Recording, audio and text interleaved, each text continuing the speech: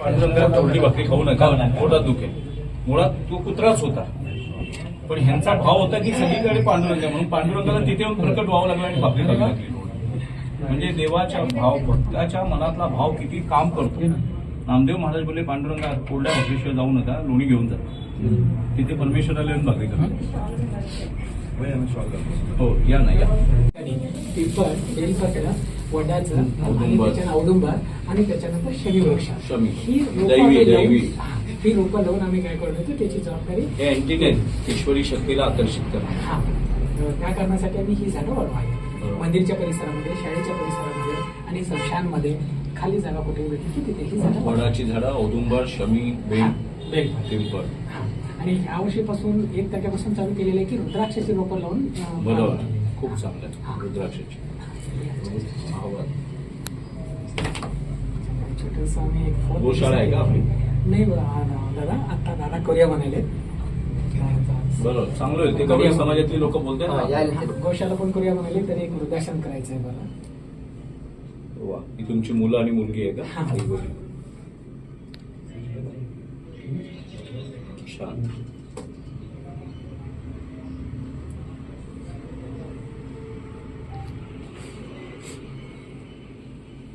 सेवा करायला फोटो जमा करणे, रिसर्च करणे, झाडं लावणे, मोफतमध्ये कोणालाही झाडं असेल तर त्यांना मोफतमध्ये देत असतात. बरोबर.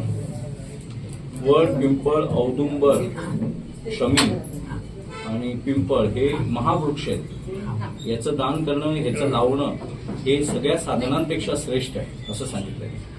सृष्टीचं पुन्हा सृजन करण्याची, क्रिएशन करण्याची क्षमता ह्या वृक्षांमध्ये, ऑक्सिजन लेवल सृष्टीची मेंटेन करण्याची क्षमता याच्यात आहे.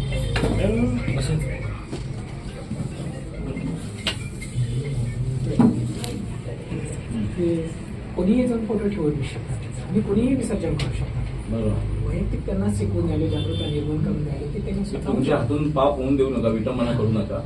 तुम्हाला नको असेल तर विसर्जन करा. स्वतःच्या घरामध्ये फोटो आणून ठेवणे कोणतेही एक रोग त्यांनी मोफतमध्ये घेऊन जाऊन वाढवा. बरोबर बरोबर.